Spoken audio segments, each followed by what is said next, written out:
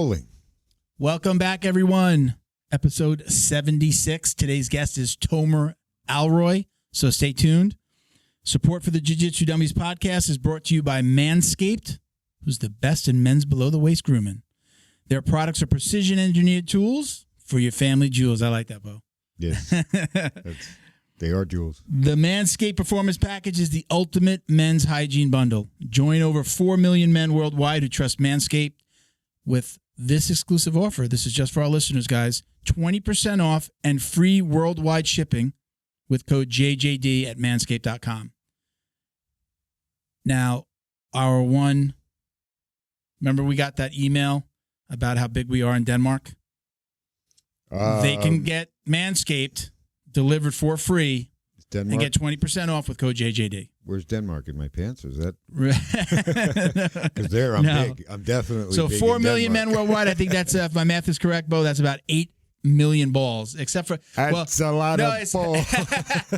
Well, we've got our friend Nick, who's only got one now, so that's like 3,999,000. Hey, it could just be a double-sized ball. I mean, so it's... So... Look, I used it for the very first time today, this morning before I came. We're shooting on a Saturday. Everybody knows that we usually shoot on like Thursdays in the evening. So I just used it today. Shoot on Thursdays in the evening shave on Saturday mornings. We did the unboxing on the last episode, right? Yeah. So we got the really cool box. You want to show them the box, right? Yes, I did. This is the Weed Whacker. We've got a couple of, we're going to talk about those bottles right now. I have to try the Weed Whacker. That's my Weed Whacker right there. They sent me. I can't wait actually because. No, really, seriously. I've used one that had like a sideways blade. You had to go around. I've never used one like this. I'll show it too. I've never used one that just goes straight up and kind of gets everything. It's a rotary style design. Yeah. This is my problem with. I've always trimmed my underarm. I'm like a hairless monkey under the shirt. I'm like, I don't have like my men in my family on my mom's side aren't hairy. On my dad's side, they're like wildebeest. They're just like everywhere. Bigfoot. So, like I got it from my mom's side, right? Sasquatch. So I do I shave my underarms. I let it grow. I let it grow for a long time when it grows long, and then I shave again, right? So my problem has always been that I use with the whatever buzzers or using razors or anything like that. That's all going to give you really crazy nicks, right? So I'm like, okay, what am I going to expect from this? Okay, great. They're working with the show. I want to say nice things about them, but I can honestly say this is the game changer for me right here. This little guy. Oh, because I was able to use this on my smooth parts without the cap. Right. No problems. But when you go off road, bro. Yes. When I went off road, I actually they gave you. Let me show you what they gave me, which I probably wouldn't have done it. They gave you some there was some literature about the product, and it actually gave you some tips on. This is actually the one here. It's let's get mowing. Right? And then it actually says, be smart, pick your length, and use a guard around your goods. If I didn't see that, I probably would have just used it like I've always had without the, what do they call these? Like the little trimmer cap, right? You would have gone in without a helmet. I would have went in. I would have come out looking like Saving Private Ryan or something like that, like all bloodied up. You would have looked like Darth Vader when they pulled the helmet off, For me, I've been doing this for a long time. For me, this was the game changer right here because also, I have a razor that I use for my face, and it has the caps, but the caps are too long. It would be like this, it wouldn't get it close enough. This was perfect. I'm super freaking happy with this. So I mean, it just looks cool, and it got the little light. That's the new one. Yeah, That's this is one? Yeah. What's that? It's a little bit different shape than the. This is, I think, they're calling this the Performance Package 4.0, so I believe this is upgraded as well. So, okay. So, again, for me, it was that. Yeah. So, again, no more nicks for me. And now, we did the unboxing on the last episode, and you know what? We didn't take when we opened up the box, and it had the Reviver and the other stuff that was in the box. There's like a newspaper, and some other literature and the boxers. I knew that they sent us boxers, so I did get my boxers and the bag. So wait, if your boxers are in that bag, they're not on you. Well, I wanted to show them today. If not, I would have worn them along with the T-shirt that they sent us. Nice T-shirt. Drop your drawers to show. So I'm wearing a. So now this Manscaped is the other. ball sack. This is the other thing that you're crazy. You're a trip. So the other thing that I do. I don't really share this too much. This is gonna be the first time. Like, I don't leave the house without putting powder on my nuts. I put baby powder on my nuts. So I'm trying the crop preserver. Now the problem with that, my wife fucking hates like a Boston cream set up there. My wife hates it because I get powder all over. Like, I actually go in the shower. Like, we have a big stand-up shower now in the new place. So I go in and I put the powder, right? Just make it confectioner's sugar, and then you can both enjoy it. You walk out and the powder goes all over the bathroom. She freaking hates it. So I believe this is going to save me. So I tried it for the first time. Feels really good. What is it? It's called the crop preserver. Oh. You put a little on your hand. It's a little lotion. Be nice. You put a little lotion down there. I don't want to read all of the instructions on it or what it says. Is that to stop the little red bumps you get when you? No. This isn't like an aftershave. This is like kind of like. Well, I hope it's not like an aftershave. Yeah. Oh, it'd be like, but down here, right? Home Alone. Yeah, no. The porn version of Home Alone. Homies alone. Homies alone. Hey, look, I'm trying the crop preserver. I'm going to report back to you guys. It's literally the vibe. Cool. I put it on and I came here, so I'm going to report back. Cool. You could put this on. It's called a ball deodorant, but I know that it said it says for athletes to stay fresh and counter chafing while running, biking, weightlifting. Now my eyes are horrible. I can't read it all, but so cool. I'm hoping that this is going to be what I'm going to be using in lieu of the baby powder. Yeah. But they gave us a really cool bag. They gave us the boxers. You got them. Boxers. Miguel got them as well. The crop revivers, they call it a ball toner. I haven't tried this yet, so I'm not even going to talk about it until I try it, and then I can report back to everybody. Yeah, put that on. You got to put that on in the gym, and you're standing in the mirror there with other people around you. It's like, what are you doing? That's ball toner. I've never gone naked in the gym. It's my ball toner. I've never gone naked in the gym. Listen, if I'm going to tone my body, I'm going to tone my balls. I've never showered at the gym, at school, or at a regular gym ever. Really? Yeah, I'm like I don't know. I feel like the only guys that do that are like guys looking for a little bit of attention, like the old guy that comes over and stands next to you. Always, there's like 8 of them in there. There's like, I can't even say it's not even hanging like this. It's hanging like this. There's always like 12 guys in the men's bathroom, right? And they're all naked, and like 3 of them are in the sauna, right? And the other guys are just standing around, like kind of talking with their wangs just kind of hanging out. Like, hey, yeah. So I was just chilling, and then they're looking at you like, because you're new there, and you're kind of like, well, what the fuck? Wait a minute. Hold on. Let me. When was the last time you actually went to a gym? Long time. When is this happening? Long time. This was. You taking a schwitz up in New York somewhere? No, this was up in the 90s. This is somebody's talking to you. You're in the gym. Somebody's talking to you, and then they take their towel off, and they're like. You're supposed to have a conversation with this person who's now naked in front of you in the gym. You're not naked. They're naked. Little guys dangling. If you ever been to the nude beach? It's the same thing. With it looks your friends. Can you go to the nude beach with your friends? No. I've done it, and it's weird. What do you mean? Not be nude, but they're nude? No. You go with your friends, and you get naked. But it's just that moment where you have to now take it off. And you're all, know each other for years, but it's like, this is going to instantly get weird. Your little guy's in there like... There's no time. We were friends. He's got his turtleneck all the way up, too. It's like the sonic barrier. We were friends. Now it's weird. I'm always going to know what your wiener looks like. Not that I know. Whatever your junk looks like. But make sure it's trimmed. With your with your lawnmower. Bring it back to Manscaped. Bring it back to our sponsor. There you go. So listen, guys, get 20% off and free shipping with code JJD at manscaped.com. Again, that's 20% off, free shipping anywhere in the world at manscaped.com and use code JJD. Unlock your confidence and always use the right tools for the job with Manscaped. Nice. What up? Take us out, Bo. Take us out with some buzzing sounds. Once again, everybody, Milton campus. I'm a brown belt training out of South Florida. We got Bo behind the camera today. Bo behind the camera. Miguel's behind all these boxes. You can't see him. Miguel is in one of those boxes.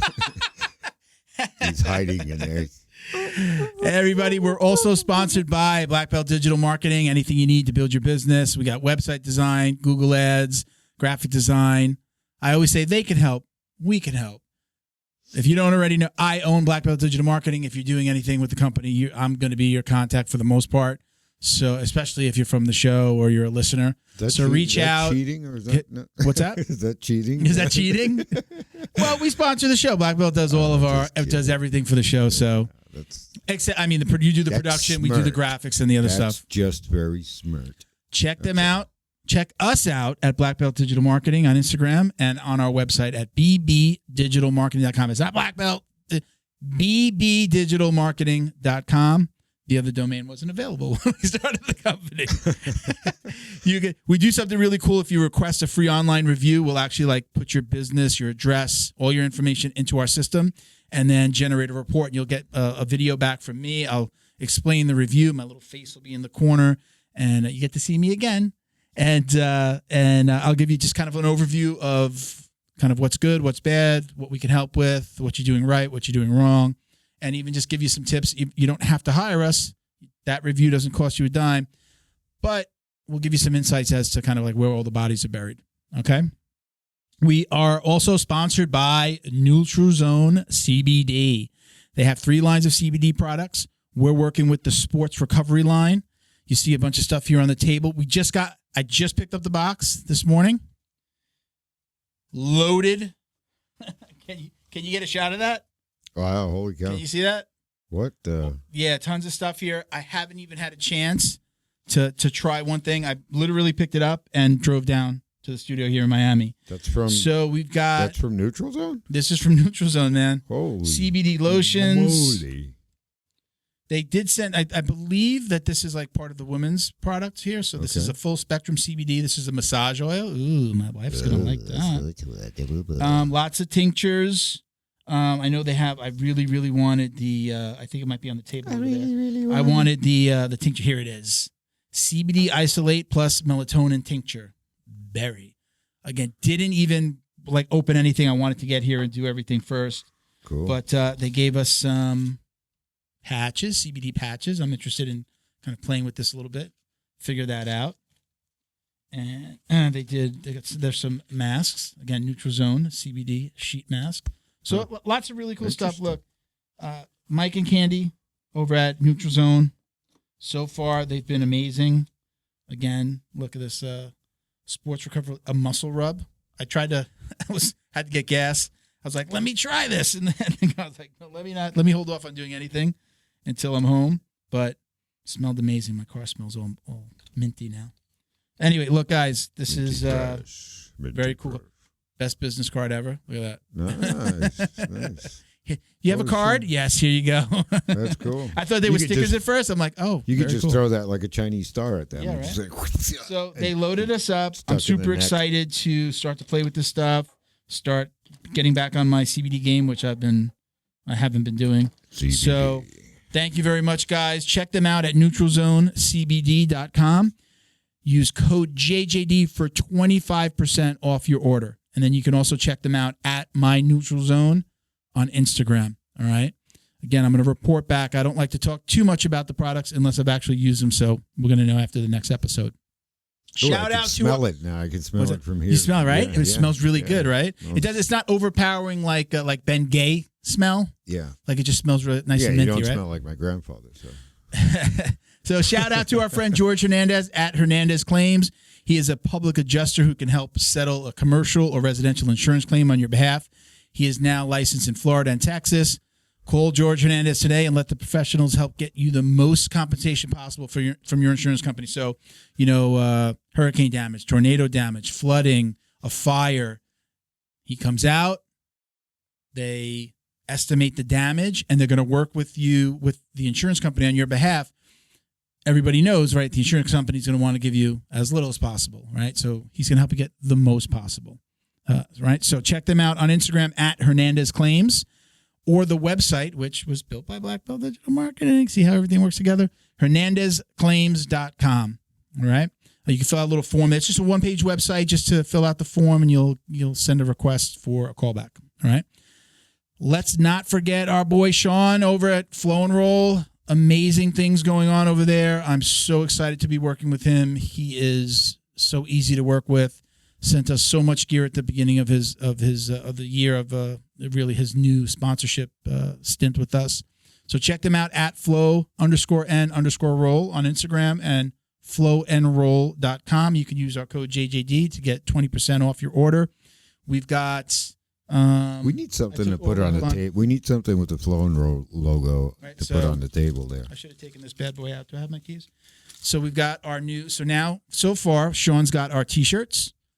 We've got keychains. We're really just giving these away. I don't even want him to sell them, to be honest. The keychain, I told him put them in all his bags, all of his orders, and he can put them in all of ours. He sends out our our guest really packages. Cool, they're rubber too, and they flex. All right, so you can also use it as a rubber he'll stamp. probably put them for sale on the site, but I really just wanted them to. If you order something, you're going to get one for free. Could use it as a rubber stamp too. Maybe. Yeah, you could. You could dip it and then stick it on and then annoy everyone. Now we work with Sean. Like the sponsorship category that he fills is not just like, hey, gi and no gi.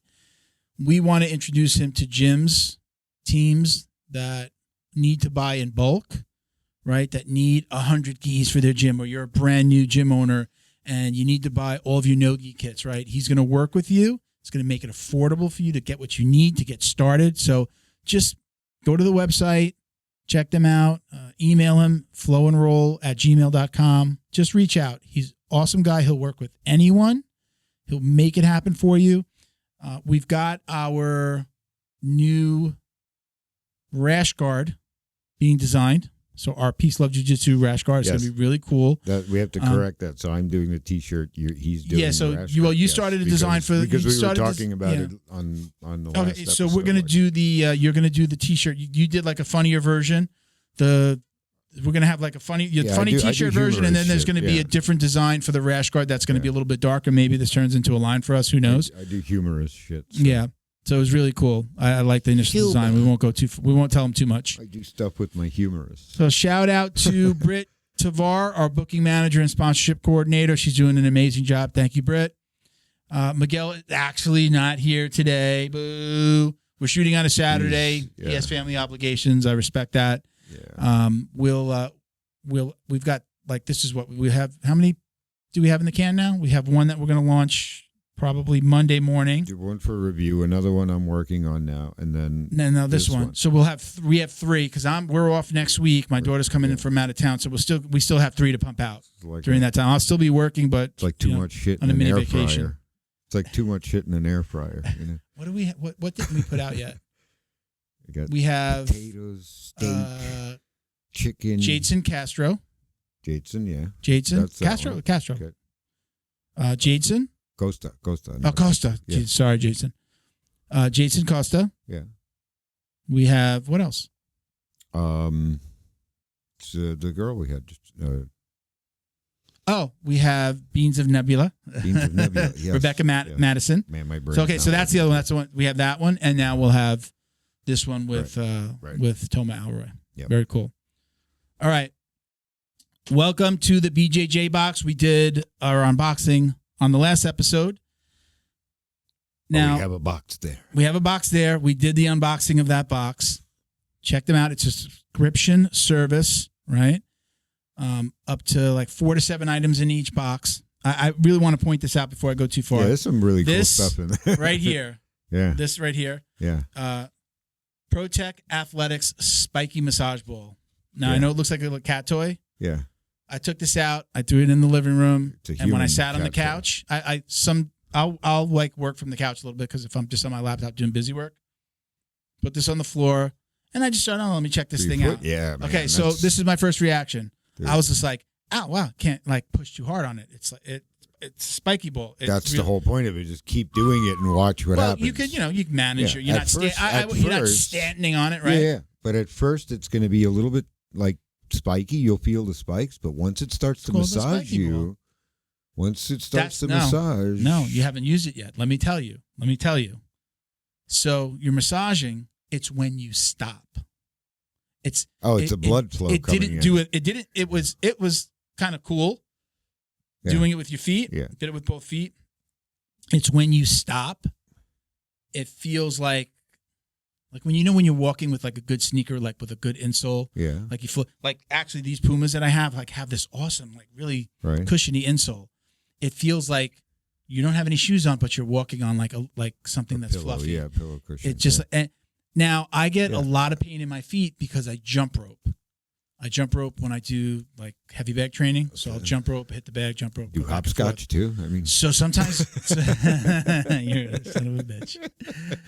So actually like not only do your your calves get tight, which is good, you like that, but sometimes I wake up in the morning the day after and my feet feel like flat feet. Yeah, like they really just feel like I have especially to like walk the middle slowly. Of the arch of the foot. That's, yeah. A lot of people have problems with that, man. A lot of people have problems. Right here, I just been using it the last week.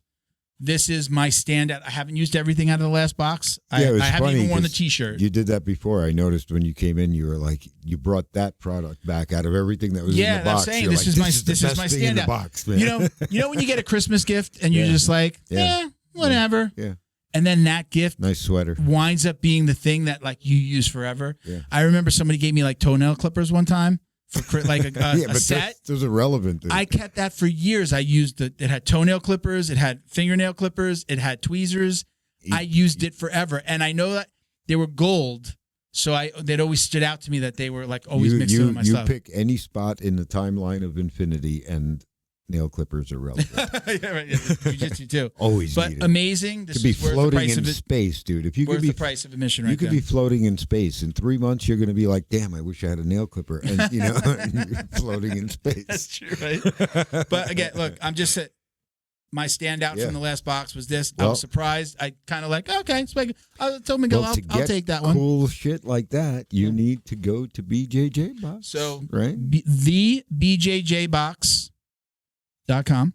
Did I say many J's? BJJBox.com. So, again, monthly subscription service. Now, they have different levels. There's a VIP box.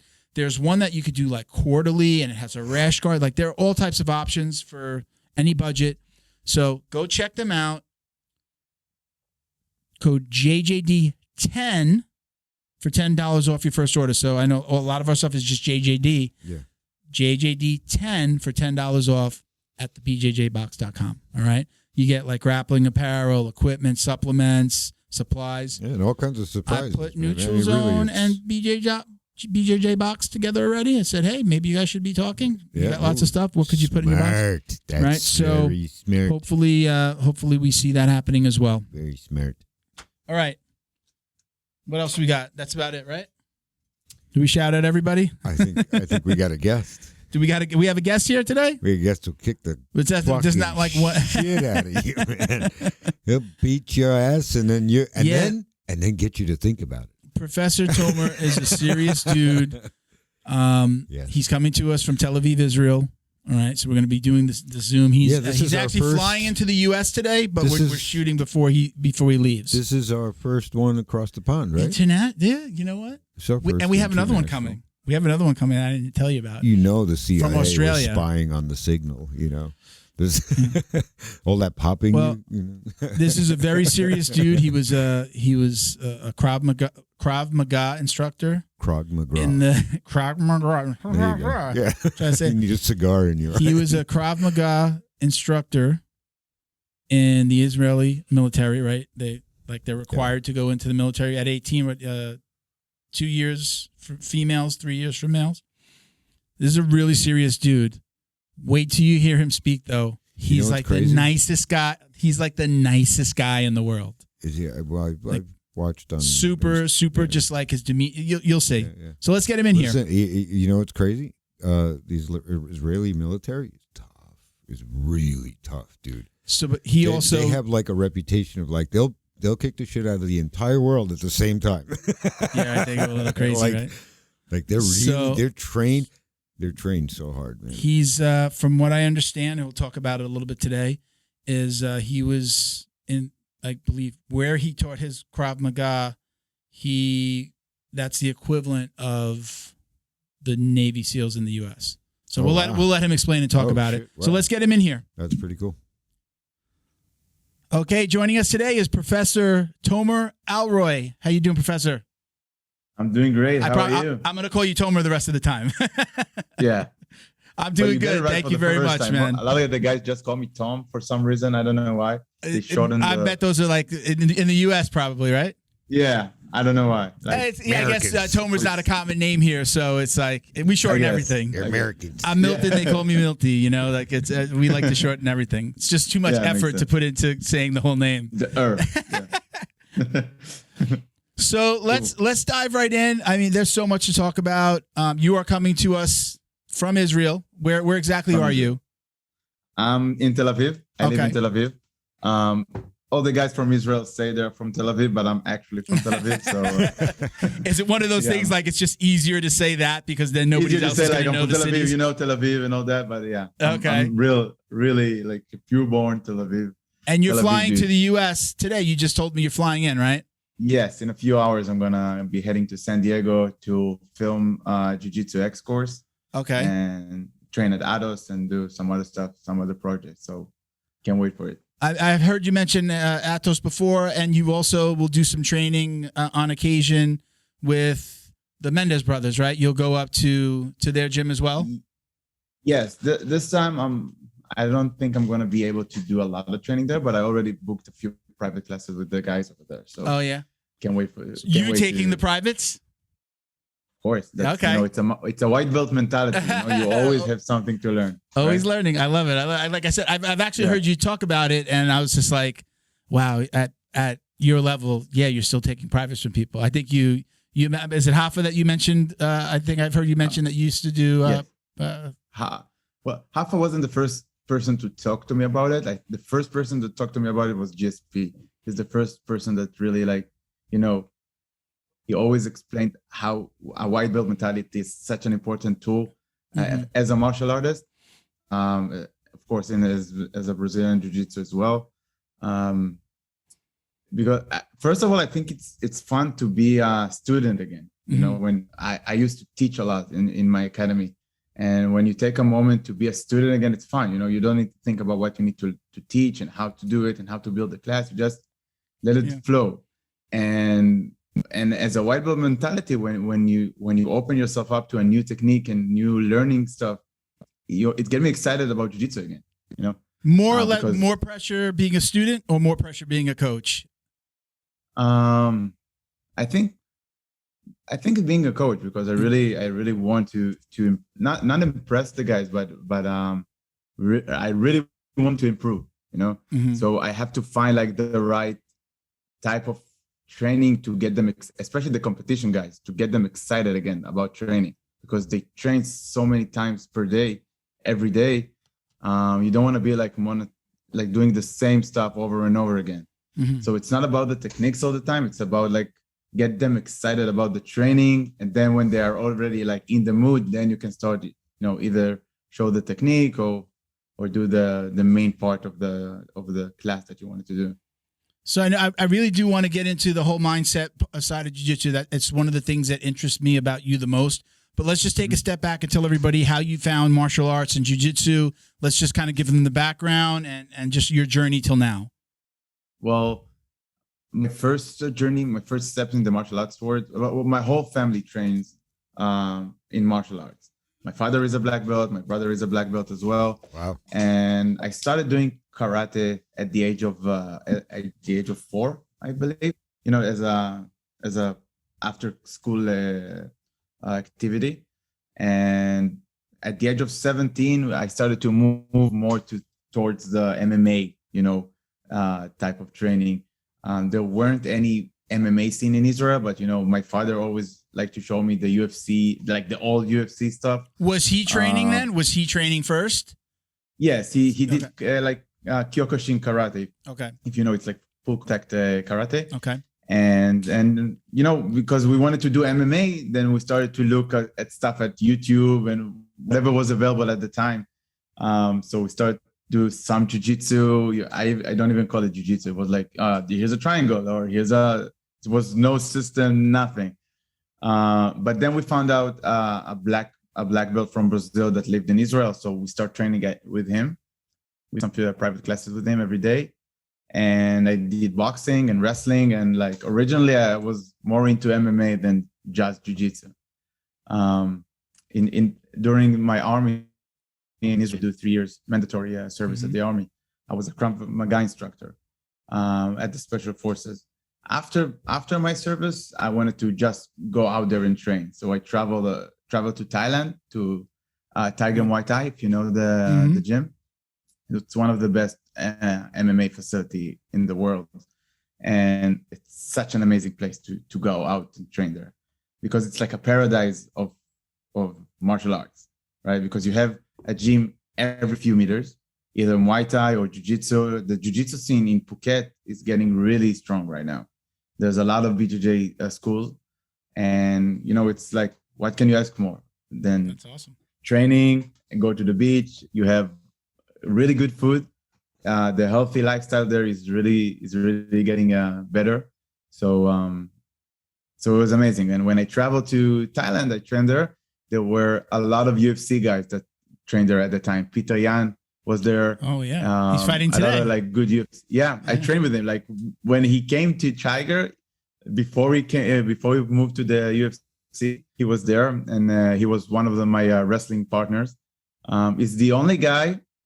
And back then, I felt I'm better at boxing than in jiu-jitsu, right? I was like the stand-up guy.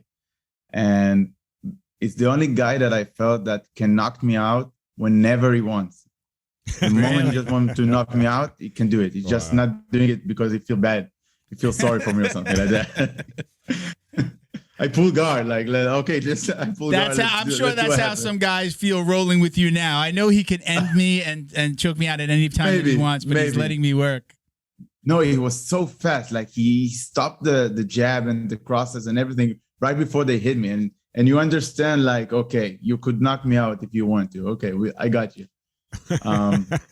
But when I got back to Israel after 6 months, my coach today just tried to make me compete, and I hated to compete back then. I was really stressed out about competing.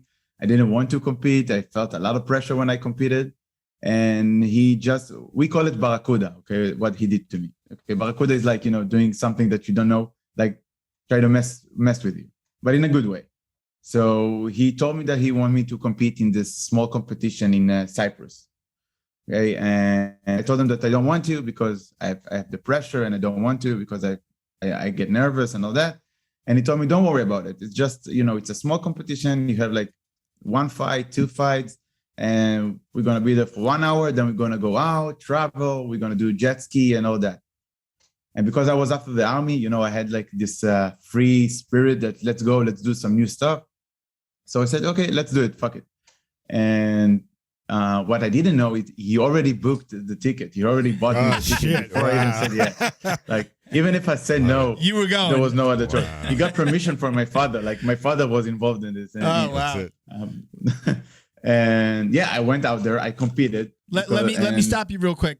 Was it him knowing that you were talented? I mean, I'm sure you've maybe talked about it since then. Was it that you were so talented and he needed to push you, or were you scared and he says you're either going to kind of be in or out with this? You're either maybe this is what's going to push you over the edge, and then you're going to fall in love with jiu-jitsu, or was it the first? Do you know? I think have you had it was that a conversation? Combination of both of them, because I think he saw the potential.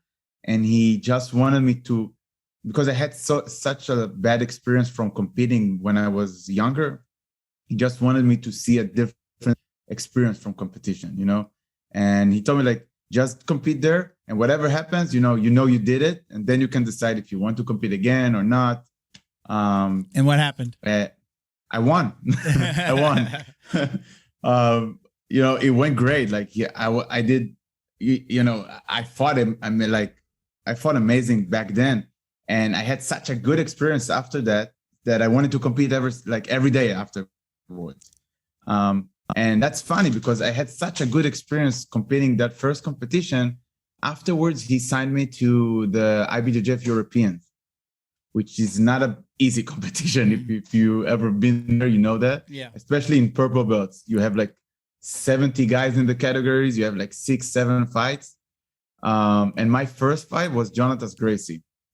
He wasn't that known back then, but he was still really good. That year he took first place at European, and he took double gold in the worlds at purple belts. Wow. He was my first fight. I didn't even know what happens to me back then. Like I went to the fight, like, okay, let's go, let's do it. He finished the fight after like 2 minutes. I was shocked. I didn't even know what happened. But I remember that the moment I stepped off the mat, I just told my coach, like, I'm going to compete every month now. Let's do it. I want to compete every time. Yeah. He gave me a drive to keep competing, you know? Yeah, it was funny, but, and I have a private class with him this next, on this Monday. Yeah. With Jonathan Gracie. That's good. I like that you said that a couple of times. Is that a big part of your personal training is seeking out those one-on-ones with different, higher level. Especially when I go out and travel and in doing like these small training camps. It's like an investment, you know. If I can invest money in my jiu-jitsu, I'm going to do it, especially with this type of high-level guys. Mm-hmm. That it's not only about the techniques. Sorry, it's about, learning these small details, their mindset. I want to see how they feel before they compete, or when they compete, how they train, how they react to certain type of training and problems that occurs when they train. It's like a small study, Yeah. Were you always like that? Did you always seek out that one-on-one training, or was that something like me when always, you got to a higher level? Always. I always, the moment I saw opportunity, like there was a lot of high-level guys that would visit Israel to help the team train. I always like to take a few private classes with them just to see, maybe they have some new details that I don't know. Mm-hmm. Maybe they have.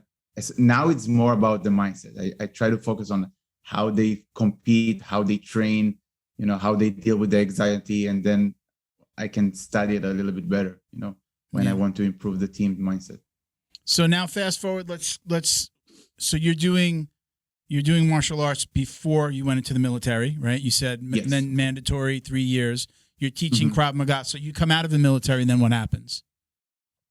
Then I was focusing on training, just improving, my skill, because the only thing I wanted to do when I was in the army is just train full time, and I didn't even compete back then. I just wanted to train. I just wanted to be like at the highest level I can be, mm-hmm. like the other guys in the world, I wanted to train with the UFC guys and train with the high level jiu-jitsu guys and all that. And then when I get back from Thailand, my coach pushed me to compete, and then I started to compete every time, and I was focused purely on jiu-jitsu. So you knew when you came out of the military, this is going to be the career? Yes and no. I knew that I'm going to do a few years as a competitor just to see where I go with it. I didn't know how many years I'm going to do it. But then when I started to be more into jiu-jitsu, I knew I'm going to study psychology.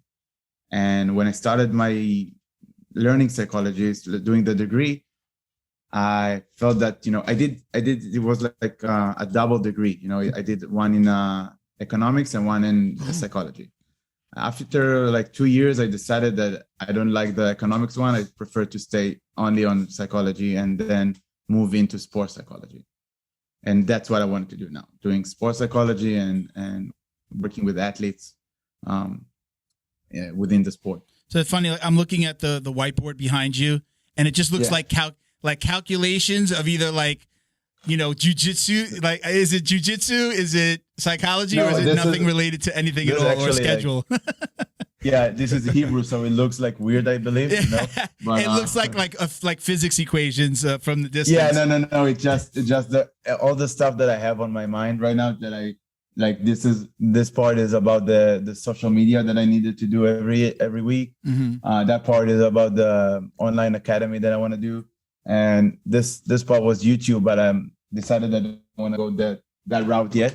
Okay. So this is planning for the future. Organizing your thoughts. Exactly. That's good. That's good. Yeah. I don't do that, but I put everything in my phone. I usually I'll open up. I use my calendar as really my reminder, so that on this day at this time I'm going to think about or do this thing. Things can move around, but I very much, if I think of something, I run a marketing company. I do this podcast, and I try to train as often as possible, which I've been hurt for a couple of months. So I've actually been out. I probably will return next week or maybe like May 1. But there's so many things going on in my mind that if I don't put them down, I will literally like think of something, forget it. I tell my wife I've been calling it bandwidth. I don't have enough bandwidth to really truly remember or think about everything at once. So I have to keep notes and make little calendar appointments for myself. Definitely. I'm the type of guy that reminds himself to send a message to someone because I forget everything. You remind yourself to write everything from just from like content that I want to post or stuff that I want to film for the Instagram or all the type of projects that I want to do. Everything is on my phone. So how far into your psychology degree, or what level are you at? Have you graduated college? Or are you going for a doctorate? What does this hold for you? So I took a break from my degree because I wanted to compete a lot. So I took a break for 2 years, like in the middle of the degree. Now I have 1 more year to finish because I came back after COVID hit, went back to finish the degree. I have 1 more year and then I start the sports psychology. I think it's a master's in sports psychology. Okay. All right. Yeah. So I'm very curious about your government provides, financing, backing for a state-run jiu-jitsu team, correct? I'll let you explain it, but just to kind of preface it, does that make it easier to do what you wanted to be able to train jiu-jitsu knowing that you're getting help? And does that relate to kind of that military service side of things? Like, are they so behind jiu-jitsu because it's going to help people that are going to the military? Like, are those things related at all?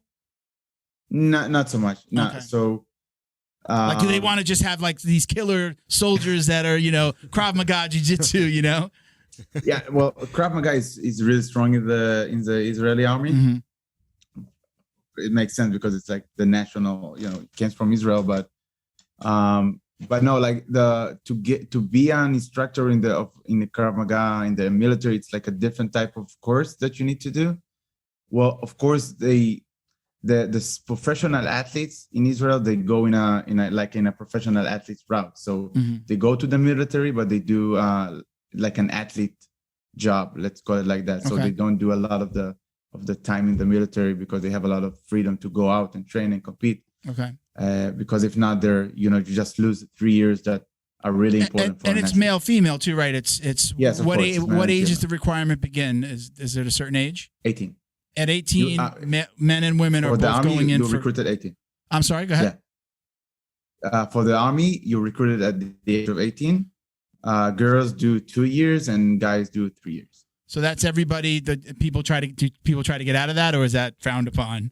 Well, you have some ways to get out of it.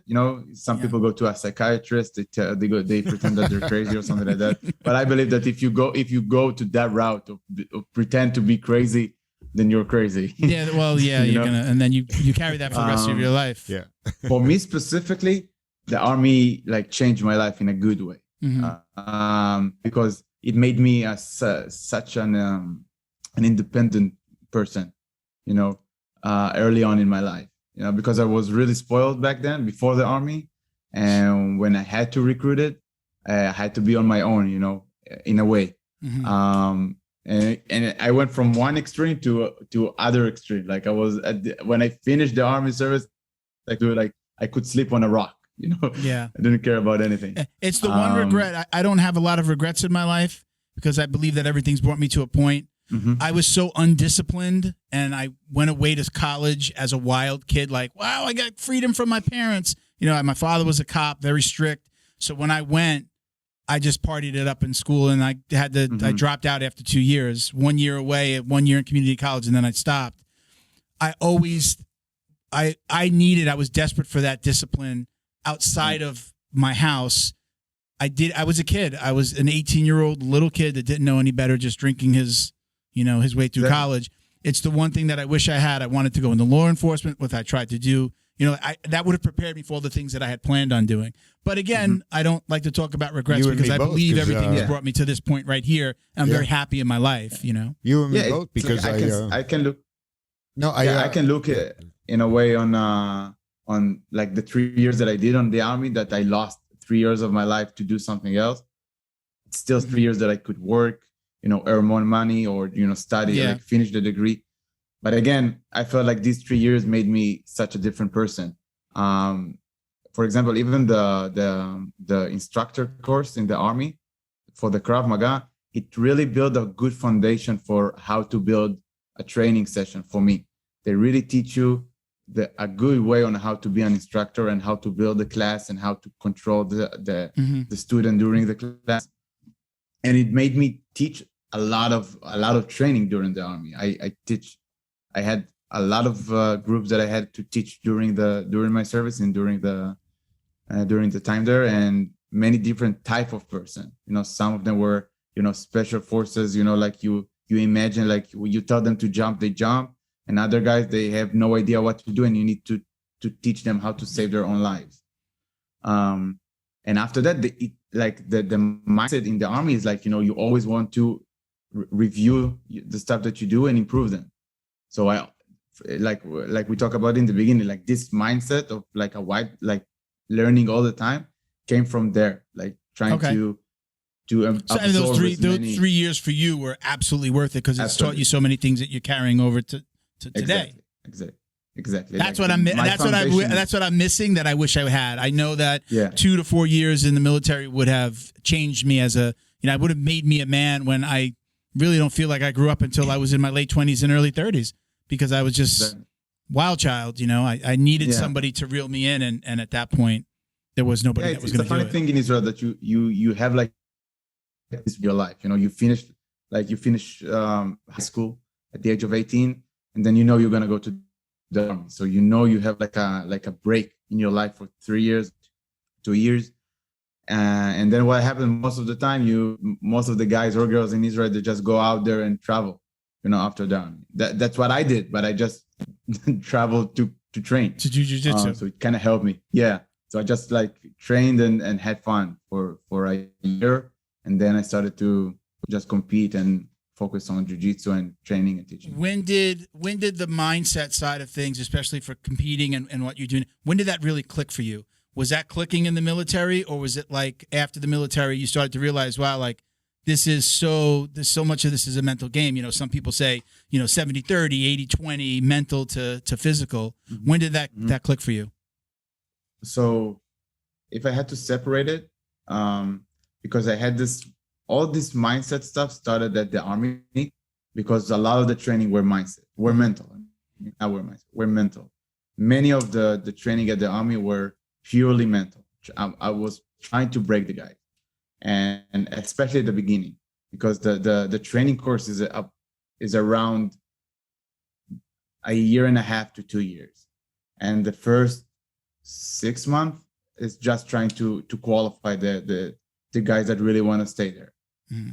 And the training is like, honestly, it's horrible. Like I was trying to break them, not physically. I never touched a soldier, but mentally. Like some training were at the middle of the night, in the middle of the winter, and I just tell them to go out into the water, stay there for a few minutes. They go back to the sand, roll in the sand, then stand still, then go back to the water. Just trying to see who's gonna make it and who's going to tell me, I want to stay here, I just want to go home. And there were a lot of like psychology behind that. I didn't do it because it looks cool, It was all approved protocols to see who can stand this type of like, who really want to stay there. Do they pluck like almost like the U.S. has the Navy SEALs? Are those the guys that they're plucking out to go further in the military? That's okay. Yes, this guy is just I was like tough I was SOB. in the equivalent of the Navy SEALs in Israel. Okay, all right. I was in the same type of unit. Okay.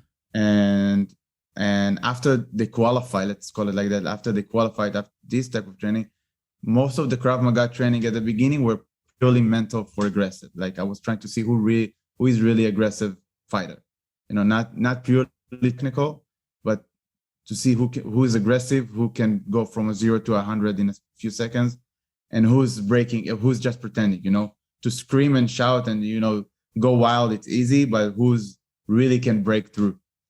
And there was a lot of cool type of training that I can do. Like one of them was, I had like a few guys standing in like a wall, and I tell one guy to break that wall, guys. And there's no technique. If I take like 5 not fight, let's say 10 guys standing in lines, one behind another and holding hands. And I tell one guy, just go in between them and then try to break through. There's no technique. It's purely aggressive, like trying to really go out there and do it. And there was a lot of stuff involved. Like I put a lot of background noises and shouting and screaming and all that. And you can really see who's really imagining, like trying to save someone behind that wall of guys, and who's just pretending to scream and like, I'm going to do it. And he's not even trying, because he knows I'm going to stop him in a few seconds or something like that. And I took that mindset into the jiu-jitsu training. But when I started to compete, I faced a different type of mindset, because, it's not the same as Krav Maga, you're not fighting for your life. Mm-hmm.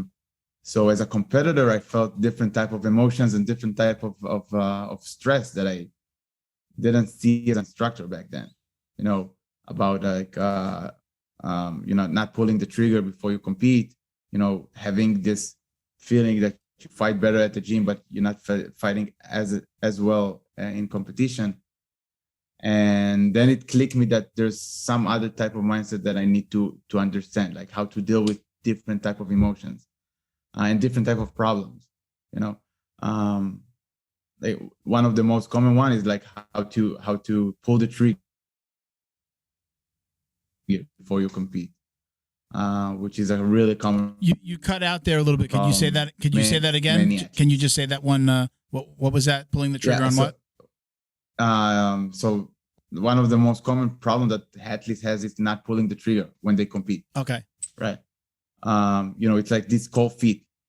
Like when you got two competitors just dancing around, holding each other's gis, nobody's shooting, nobody's pulling. Yeah, they always feel like they almost did their move, but didn't really do it. Or they feel like they compete really good in the gym, but they not bringing their A game into the competition. And I met a company called Wrestling Mindset. They have a lot of really good guys that teach sports psychology and teach how to deal with those mental problems for wrestling.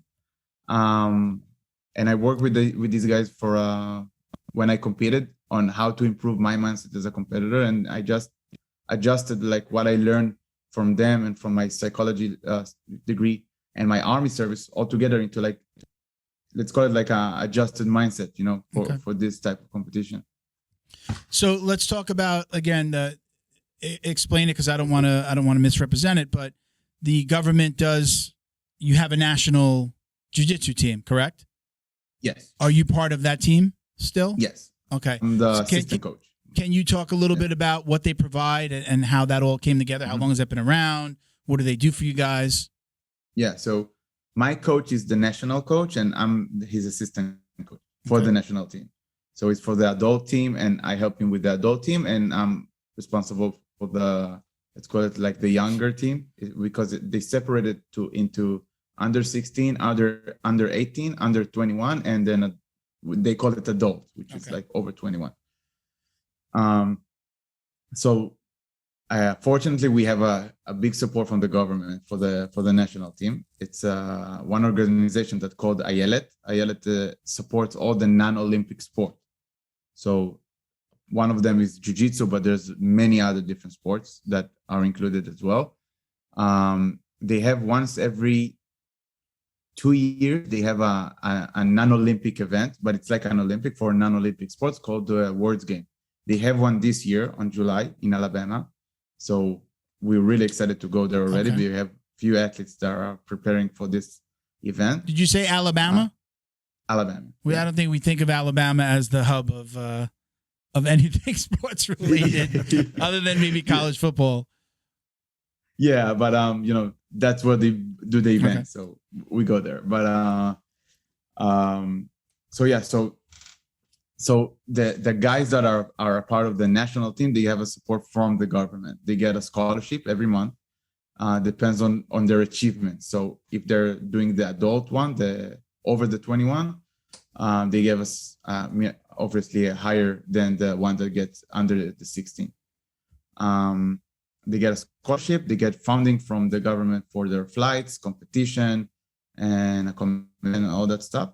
And they help us bring a lot of guys to train with us for training camps in Israel, which, in my opinion, that's one of the things that's really helped the jiu-jitsu in Israel grow, because we had many guys to come help us train. So of course we learned some stuff from them. We learned some techniques from them, but we also learned how they teach and how they compete and how they train. And we could adapt with time to improve our jiu-jitsu. Okay. Which, you know, my coach and I, we really tried to build the jiu-jitsu scene in Israel, and he built in my opinion, one of the best gyms in Europe right now. We have a lot of European champions and world champions, and a lot of competitive guys that, you know, go around the world and bring a lot of achievements. So it's amazing, because he had this vision for a long time, and he was so focused on making this dream come true. Who are there some big names that we should be watching out for, either guys out there like yourself who are spreading the word outside of Israel, and like some up and comers? Are there some big names that we should be looking out for? Yes. Well, right now we have a few guys that took gold, the Europeans in Rome, in the IBJJF. And I truly believe they're going to be like huge names at the future of the jiu-jitsu. The only problem is it's hard for us to go for, let's say, for pans or for words, because it's usually at the same time of the JJIF competition. Now, the JJIF is the organization that gets funded from the government. Okay. So if I bring a medal in the JJIF, I get the scholarship from the government. So it's a priority than other private organizations. But you can look out for Vicky Dabush, Yarin Shriki, Omri Chaviv, Amit Burstein. All these guys are, one of them is a black belt, but most of them are brown belts and purple belts. And they are really good. They are really, really good. Like, they just dominate every competition they go in. Yarin Shriki took gold place in the purple belt now in the IBJJF Europeans. Can you be a high-level jiu-jitsu competitor at, just a gym down the street? Is it like, or you guys recruit those guys, like, you need to come here and come with us?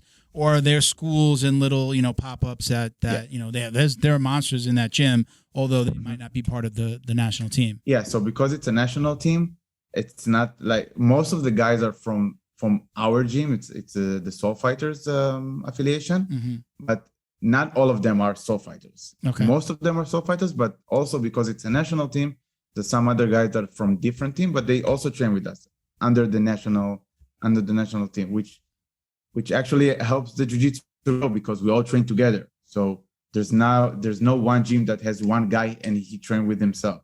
Okay. He comes and train with us, and we build. So that no matter what, if they're on the national team, they're training with you, but they'll go back and do their own training with their own team? Yes, okay. Yes, of course. Is there like a requirement how many days a week that they have to be training with you? Yes, they have to train at least 3 to 4 days in the morning sessions. With the national team, with you guys. Okay. So there are requirements. Yeah.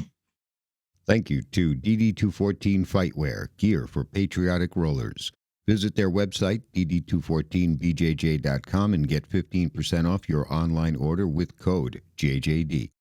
And check them out on Instagram at dd214_fightwear.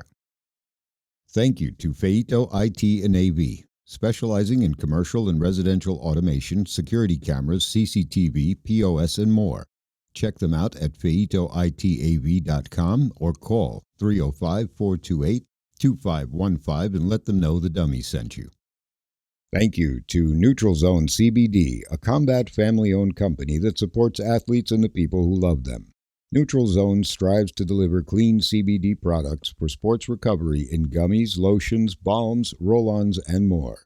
After a competition, a hard rolling session, or a tough day on the job, Neutral Zone has a product designed to help you reduce inflammation, increase cell rejuvenation, and may even help with aging joints. Visit NeutralZoneCBD.com and get 25% off your order with code JJD. And follow them on Instagram too, at MyNeutralZone. Jiu-Jitsu's favorite monthly subscription box has now joined the Jiu Jitsu Dummies Podcast. The BJJ Box is delivered to your door filled with premium jiu-jitsu and grappling apparel, equipment, supplements, supplies, snacks, and more. The crew at the BJJ Box find the best in the world of jiu-jitsu and guarantee every box to be worth more than the cost. Each box includes 4 to 7 items you're going to love. Visit thebjjbox.com and use code JJD10 to get $10 off your very first box. And give them a follow on Instagram at @thebjjbox.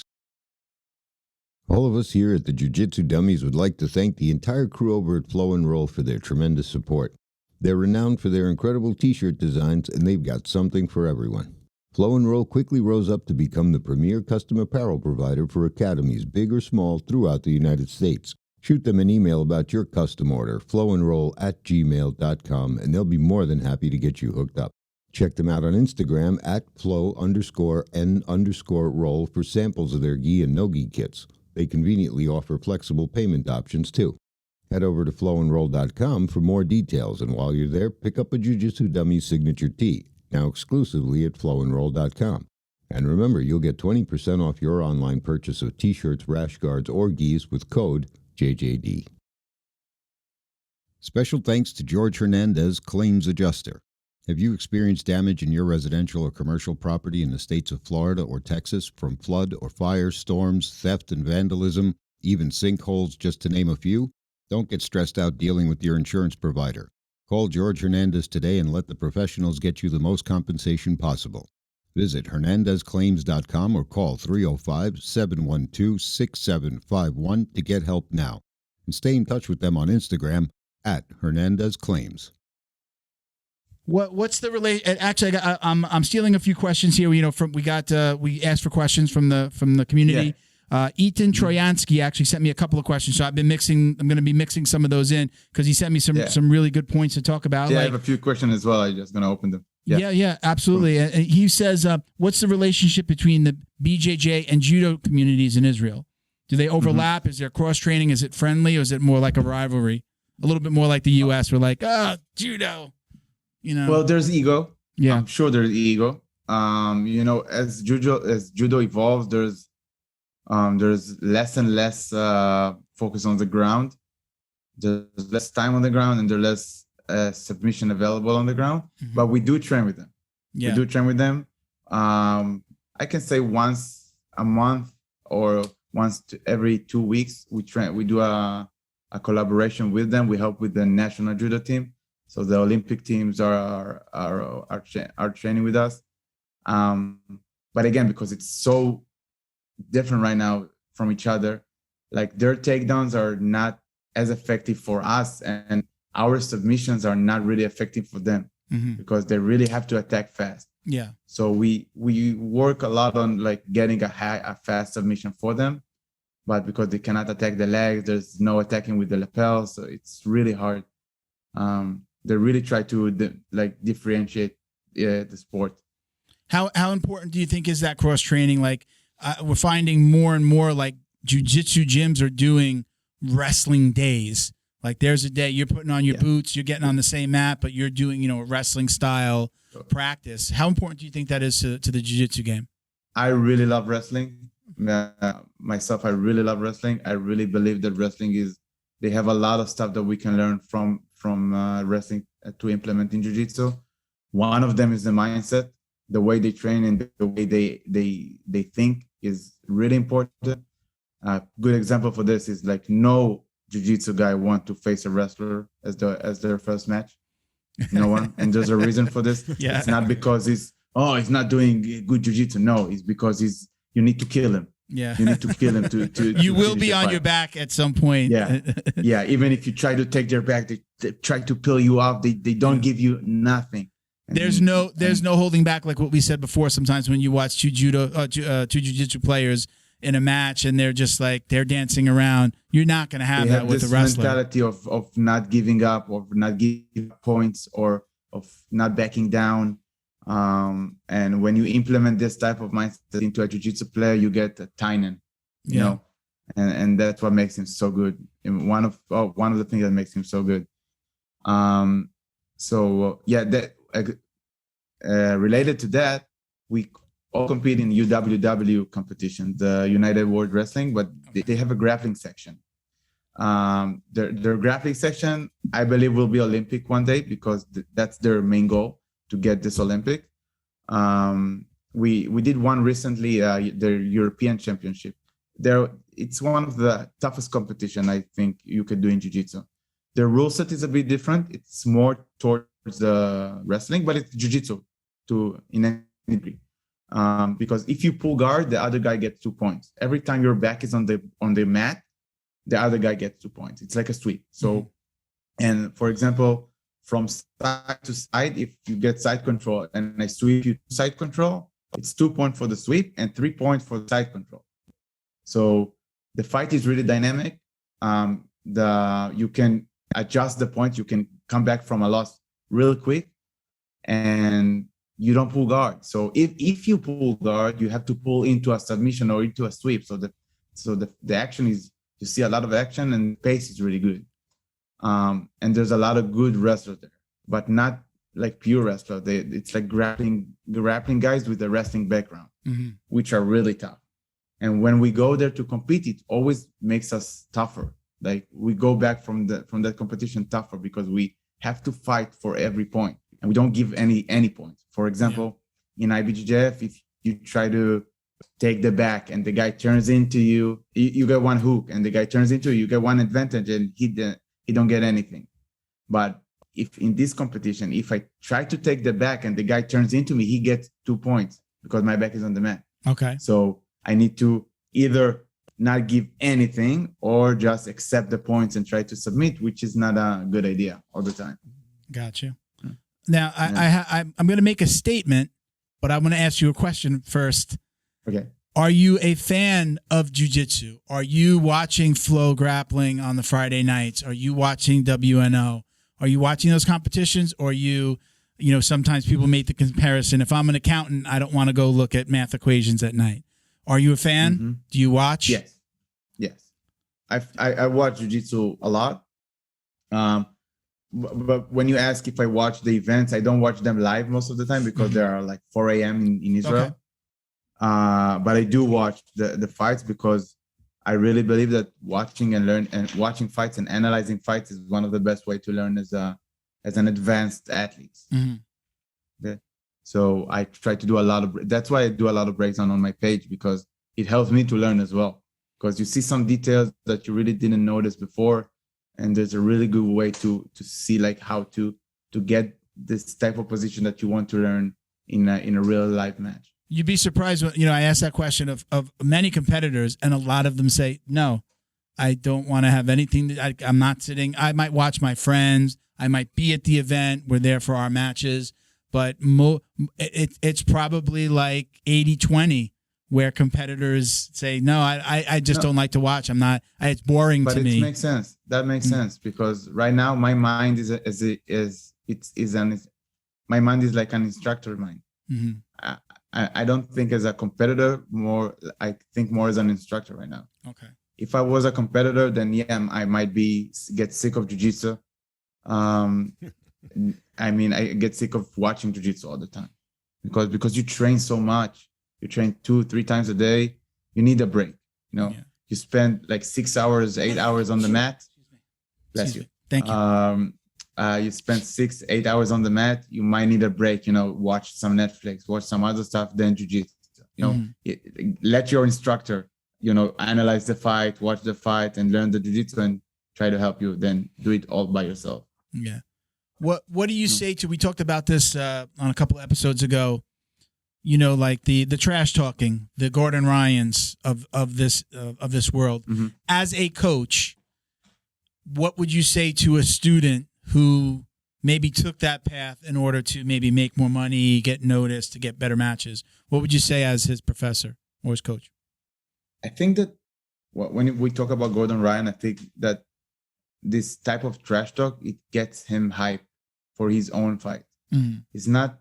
Of course, you do that to get hype around the fight and get more pay-per-view because you fight on a pay-per-view type of matches. But I think one of the reasons he does that as well is because he really, it gets himself hype for the challenge. He likes the hate around him. Mm-hmm. He likes to prove other people that he's the king. You know, it's getting motivated. For some other people, for some other athletes, that can hurt their performance. But I saw a lot of athletes that when they push to the, they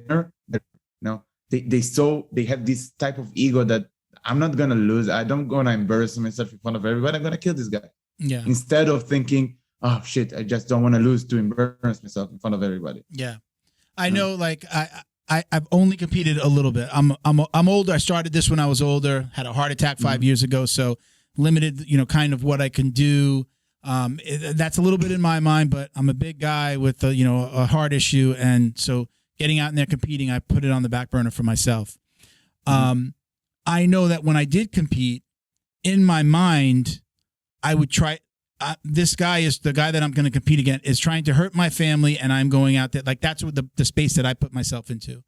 I know, like Nick and Nate Diaz from the UFC, right? They have to, or MMA fighters, not just from the UFC. They have those brothers. They have to hate you, like what you just said about Gordon. They need to hate you. That's what they do.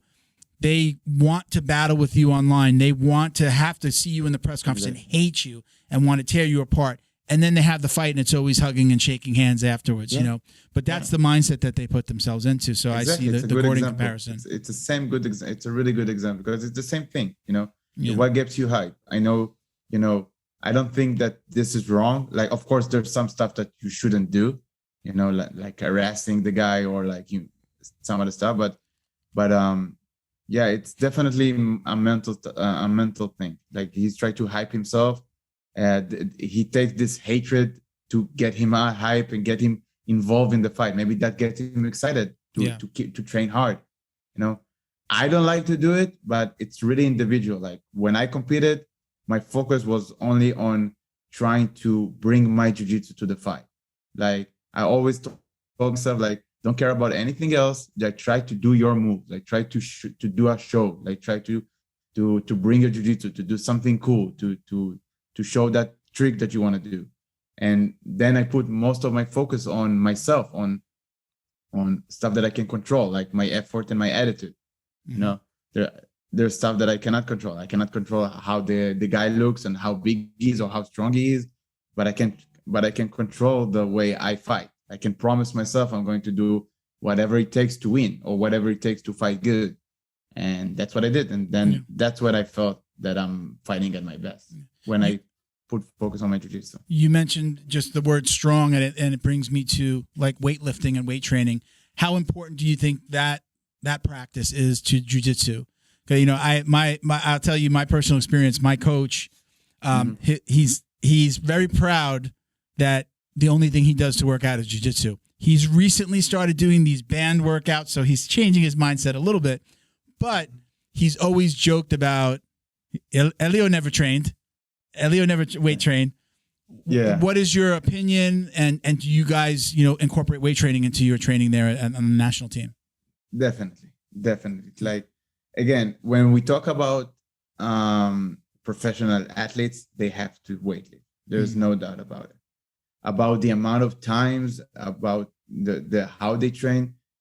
I think it's a little bit depending on the type of person. But just saying, you want to be good at jiu-jitsu, do only jiu-jitsu. It's a little bit of nonsense, because look at every professional athlete in any sport, even golf players, they weightlift. Yeah. I think it's I think it's definitely an equalizer, right? If you're, maybe a lower belt, or you don't train as much, the weightlifting, the strength equalizes things. And then when you're very evenly matched, that's what could put you over the edge. Exactly. I know for me personally, again, I've been out for a little bit. I always fall back to weight training when I'm out, if I can, if the injury doesn't stop me from weight training. And then I go back and I get the, oh my God, you're so strong. Oh my God, you're so much stronger. Yeah. What have you been doing? Well, I'm not sitting on my ass. I'm doing something. But I've always gotten away from, when I'm training jiu-jitsu consistently, that I've always gotten away from the weight training. I've made a commitment to myself that I'm not going to do that this time. That weight training is going really well. I feel so good. And a big part of it is I feel like it helps me get over injuries faster, or get injured less. Definitely. When you do the right training, of course, like your main goal is do jiu-jitsu, and the weightlifting is it's supporting your jiu-jitsu. Yeah. Right. You're not training to be a bodybuilder. You're training to be good at jiu-jitsu. The weightlifting is supposed to support that. And like you said, if you do the right training, it can prevent injuries, back injuries, knee injuries, shoulder injuries, all of that. Of course, when we work with the younger team, we don't do the same type of training as the older team. Like the adult team, they have their specific goal, their specific training, and the younger team have their specific training. They focus more on pull-ups, push-ups, body weight training, because you want to get their base strong enough to start deadlifting and putting some weight on the same exercises. Yeah. But they do work with a specific coach on that. Yeah, I do like to train. Like I have a couple of different like sleeve setups. I have one called kimono grip, and then I have another one. I think it's jiu-jitsu grips. It's called. It's where I do, instead of like one I can use instead of using the handle on like the pulleys, I replace them with the sleeves, and I'm actually doing like my rows and different exercises. Grips, either like a motorcycle grip or just getting my hands and my fingers into the gi. And I do my normal exercises, but I do them with that. So I try to like incorporate that side, which I really love, and it's fun. People always look at me really strange, like, why did this guy bring a towel? What the hell is that that's hanging from there? What is he doing?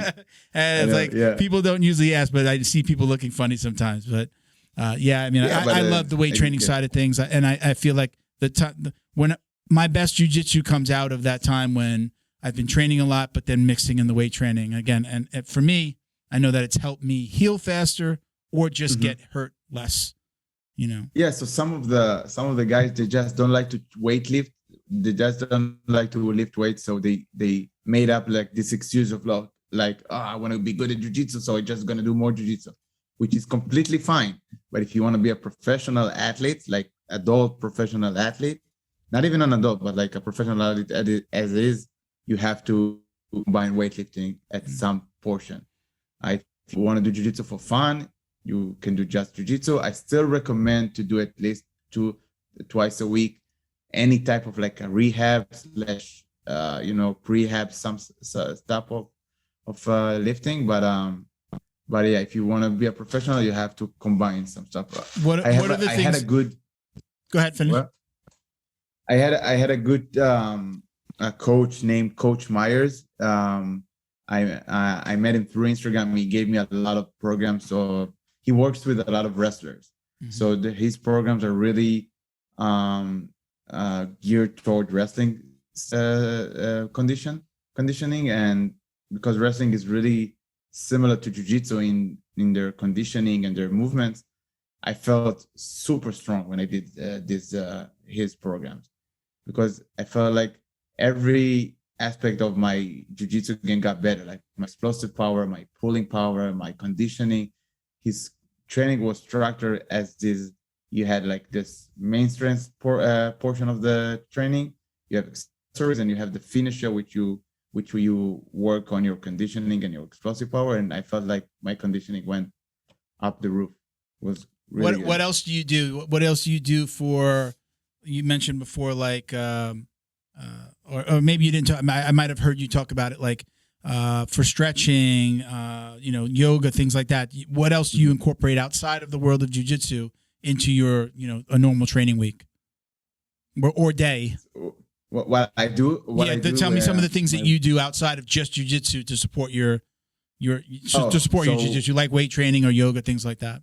Yeah, so I do three times per week. I do weightlifting. Right now, I focus more on body weight training because I just like it more right now.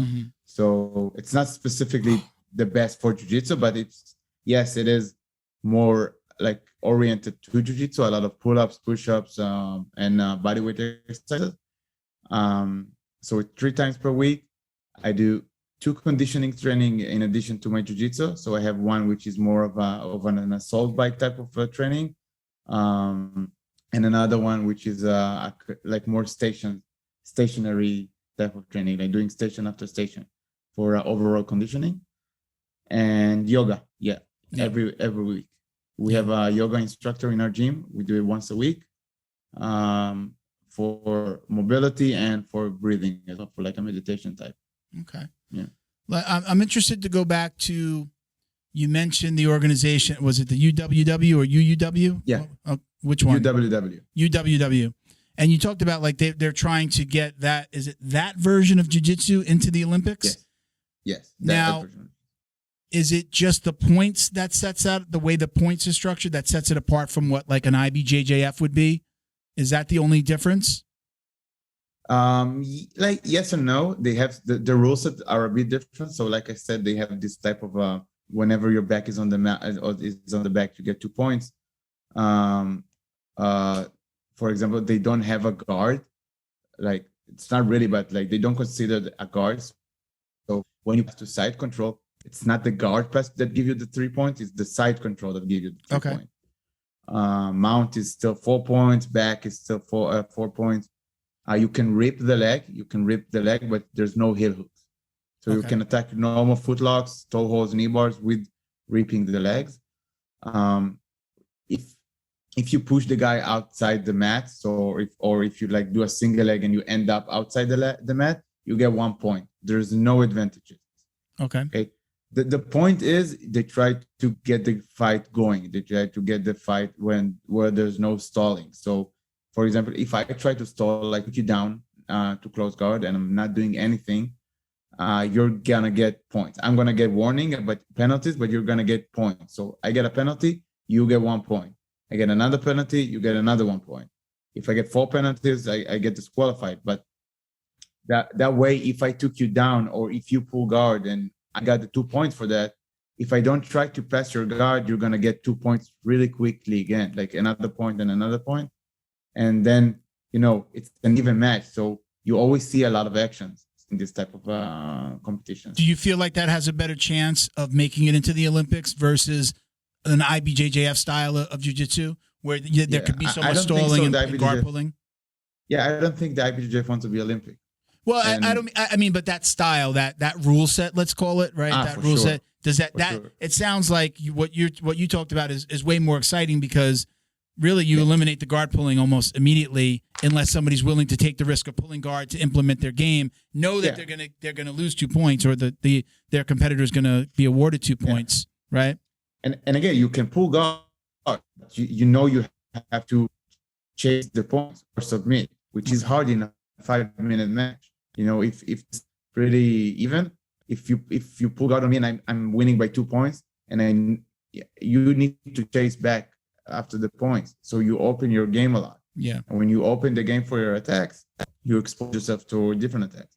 Okay. But yeah, like they have a good organization with high level events. The events are always like in a high level places with good production, and they try to go to the Olympics through the wrestling, not through the judo. Okay. But JJF also is the other organization that we compete in. They are also trying to be Olympic. I believe that one of them will be Olympic. One of them is supported by the Abu Dhabi. So I don't know. Okay. Might be. I mean, will we hear it as a jiu-jitsu, the sport of jiu-jitsu? Will it be called that or would it be called something else? So UWW will call it grappling. Okay. They're not going to call it jiu-jitsu. Okay. Like in the JJF, they will call it, they might call it Nawaza, like from the judo because it comes from the judo. Mm-hmm. But it's jiu-jitsu. The JJF is same rules as IBJJ, just in a 6-minute match, not in a 10 minutes match. All right. Mm-hmm. So we usually do towards the end of our episodes, we usually do kind of a speed round of questions. So I got some questions here. I'm going to throw them at you. You feel free to elaborate, but we're just going to kind of ask some of these general questions and see where we go. Okay. Let's go. So preference, gi or no gi? Gi. Okay. Your preference, takedown or pull guard? Takedown. You're a takedown guy? Yeah. Favorite submission? Favorite submission? Wrist lock. Okay. I've heard you say that before. Who is your favorite competitor to watch? Right now? Yes. Yeah. Right now, Thailand. Thailand, 100%. Yeah. Okay. Yeah. Ultimate goal in your jiu-jitsu journey, in this world of jiu-jitsu, what ultimately do you want to accomplish? To be the Israeli John Danaher. That is a great goal. Nice. And no one's ever said that before, so that's perfect. I love it. I want to bring the psychology side into the jiu-jitsu. So, John Danaher is more of a philosophy guy. Yeah. In jiu-jitsu, I want to bring the psychology part. It's kind of the same. It's kind of the same. I was explaining to my wife, I was watching, I just had, like when I'm working at home, I'll just have some YouTube videos running, just like it'll be jiu-jitsu interviews or whatever. Danaher came up, she came home from work, and she was staring at the TV, and I was just like, that is the best coach that there ever has been in jiu-jitsu coach that there's ever been, period. And she's just like, it goes over her head because she's not interested in jiu-jitsu, but he's amazing. So to aspire to be even half of what he is or has accomplished, you'd be amazing, you know? Yeah. And Yeah, that whole, definitely. the philosophy side, I mean, you're coming from kind of similar, right? His philosophy background has really fed the way that he trains, from what I understand, from the outside looking in. That philosophy background has really led to the way he coaches and the way like he studies jiu-jitsu and other martial arts and brings little things in. I think that what you're doing, again, with the psychology background is very similar, because a lot of people aren't teaching that.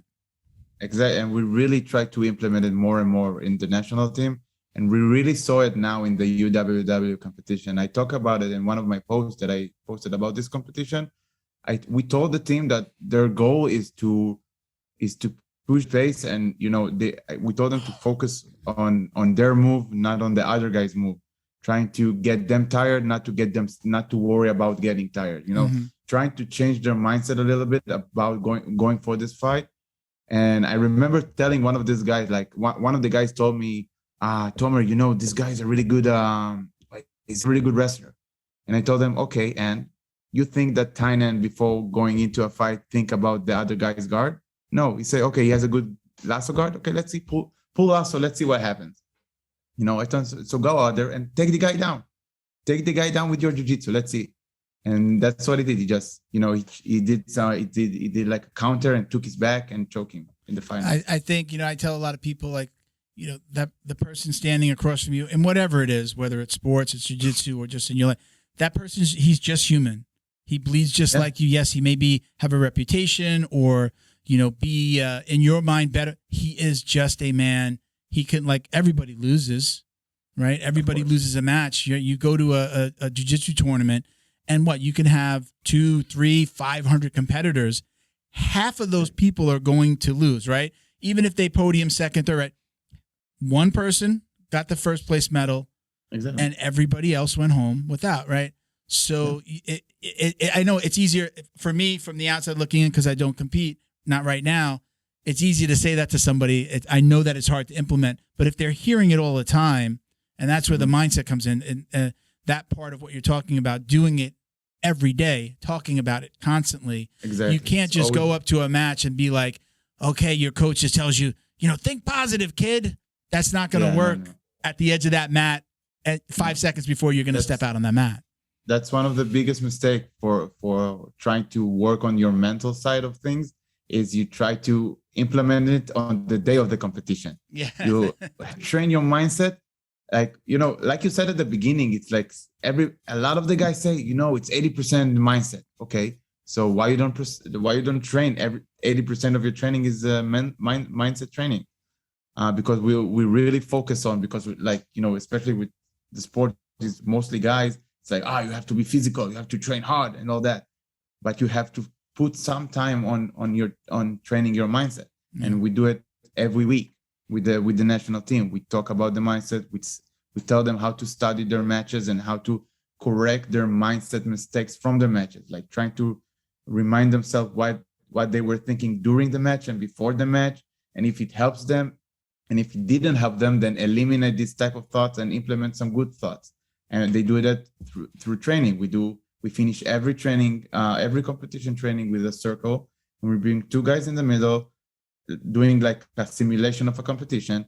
And it's not about like who's winning and who's losing and like, he's better than you. No, it's about getting this emotion, this stress, seeing the ref, seeing the guys, and dealing with this type of anxiety. And I talk with the guys afterwards, and I tell them, okay, you didn't fight like you used to fight. What happened? Did you think about the other guys? Did you think about you are getting tired?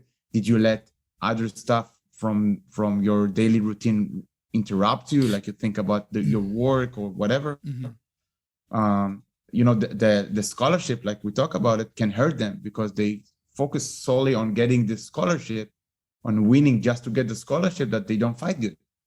So right now I came back from a European for the juveniles in the JJF, and I told them, don't think about the scholarship. You don't care about the scholarship. Like, you don't do jiu-jitsu to win the scholarship. You do jiu-jitsu to be a world champion. It's just a part of the one step of the way. Don't think about the scholarship. And it didn't hurt their performance that way. They fought really good in the European. When you're talking about mindset with your students, does meditation play anywhere in that mindset? I don't really like to do well. I like meditation, but I don't think I kind of equate like mindset and visualization. What about breathing? Yeah, visualization is similar. really good. Visualization I highly recommend doing. Being at the moment, mindfulness. It's not so good for martial arts, in my opinion, because mindfulness is being at the moment. So there's some stuff that are really good, you know, like focusing in the present. But because you're a martial artist, you know, being in the present, meaning feeling pain, you know, because you still fight. So there's some stuff that you don't want to feel.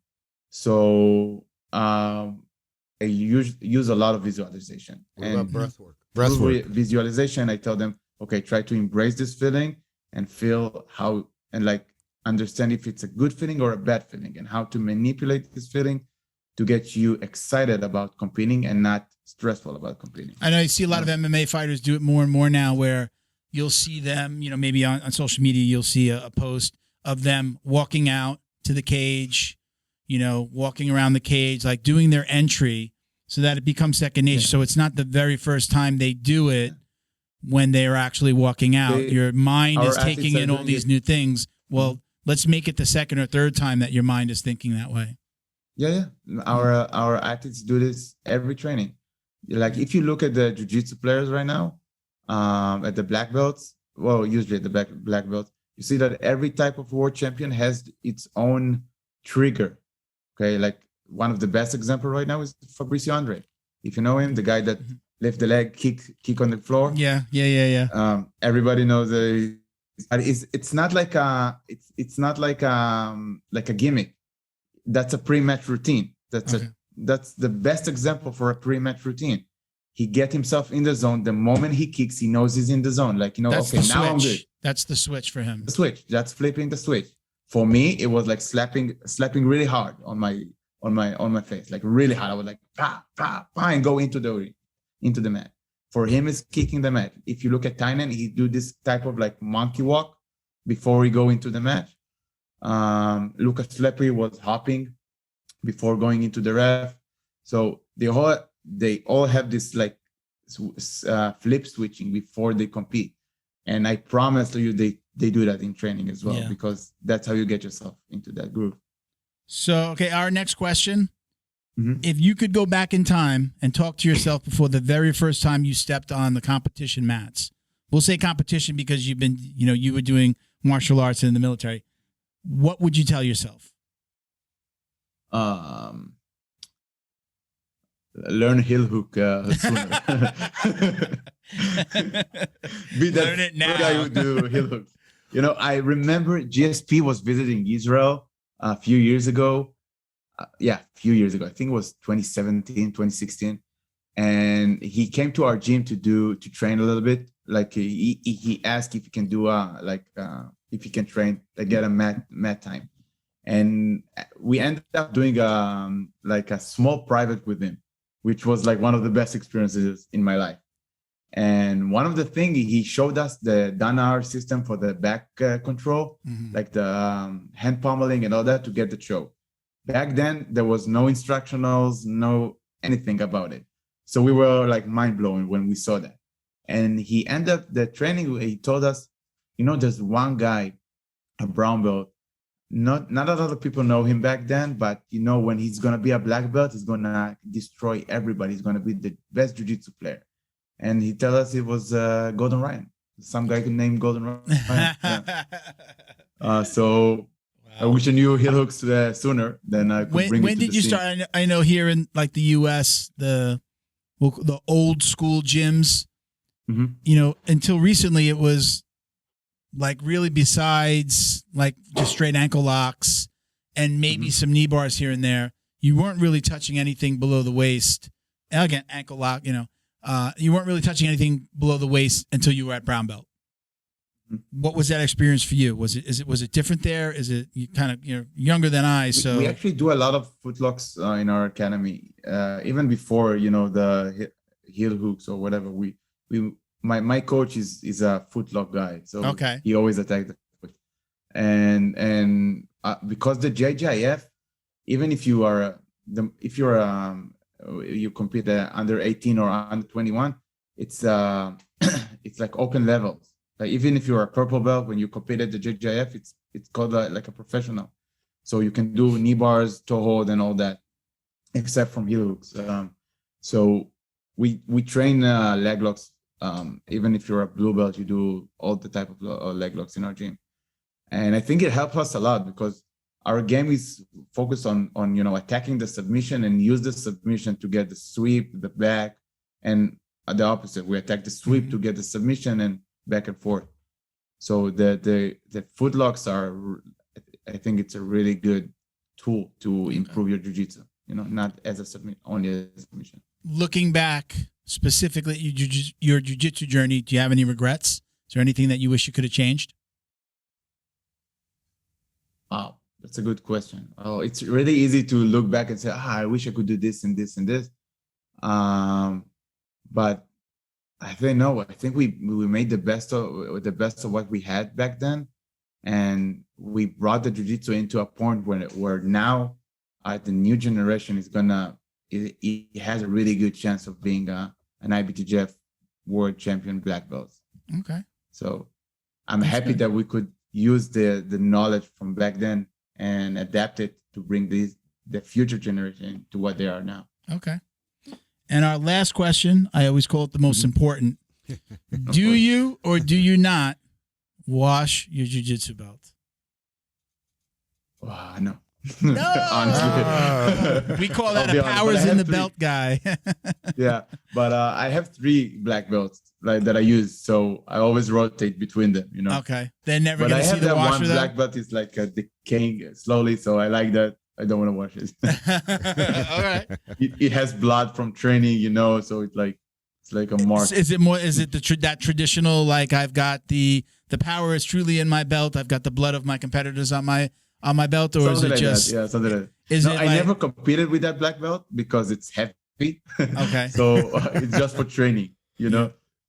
Yeah. like heavy, you mean like you literally when you have to weigh into it, so like it's heavy, it's adding to the weight, right? I always get the Because they you know, weigh the you with lighter the one. gi, right? For those that don't know, Exactly. they're weighing you in with the gi. you wear with the gi and with the belt, so I always get the lighter belt. You need every ounce you And can only get, for the right? podium, I was bringing the my OG black belt just for the picture. All right, Professor, look, we're going to leave it there. Don't hang up because we're going to come take a picture by the screen with you. But Okay. I very much appreciate you coming on. Thank you so much. This was great, Thank very you so much. informative.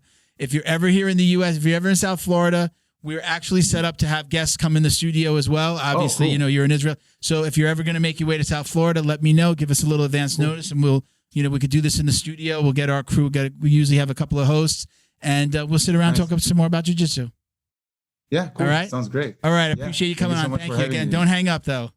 Thank you to Neutral Zone CBD, a combat family-owned company that supports athletes and the people who love them. Neutral Zone strives to deliver clean CBD products for sports recovery in gummies, lotions, balms, roll-ons, and more. After a competition, a hard rolling session, or a tough day on the job, Neutral Zone has a product designed to help you reduce inflammation, increase cell rejuvenation, and may even help with aging joints. Visit NeutralZoneCBD.com and get 25% off your order with code JJD. And follow them on Instagram too, at MyNeutralZone. Jiu-Jitsu's favorite monthly subscription box has now joined the Jiu Jitsu Dummies Podcast. The BJJ Box is delivered to your door filled with premium jiu-jitsu and grappling apparel, equipment, supplements, supplies, snacks, and more. The crew at the BJJ Box find the best in the world of jiu-jitsu and guarantee every box to be worth more than the cost. Each box includes 4 to 7 items you're going to love. Visit thebjjbox.com and use code JJD10 to get $10 off your very first box. And give them a follow on Instagram at @thebjjbox. All of us here at the Jiu Jitsu Dummies would like to thank the entire crew over at Flow and Roll for their tremendous support. They're renowned for their incredible t-shirt designs, and they've got something for everyone. Flow and Roll quickly rose up to become the premier custom apparel provider for academies, big or small, throughout the United States. Shoot them an email about your custom order, flowandroll@gmail.com, and they'll be more than happy to get you hooked up. Check them out on Instagram at flow_n_roll for samples of their gi and no-gi kits. They conveniently offer flexible payment options, too. Head over to flowandroll.com for more details, and while you're there, pick up a Jiu Jitsu Dummies signature tee, now exclusively at flowandroll.com. And remember, you'll get 20% off your online purchase of t-shirts, rash guards, or gis with code JJD. Special thanks to George Hernandez Claims Adjuster. Have you experienced damage in your residential or commercial property in the states of Florida or Texas from flood or fire, storms, theft and vandalism, even sinkholes, just to name a few? Don't get stressed out dealing with your insurance provider. Call George Hernandez today and let the professionals get you the most compensation possible. Visit hernandezclaims.com or call 305-712-6751 to get help now. And stay in touch with them on Instagram at Hernandez Claims. All right, everybody, that was awesome. Pretty cool guy, right? Yeah, dude.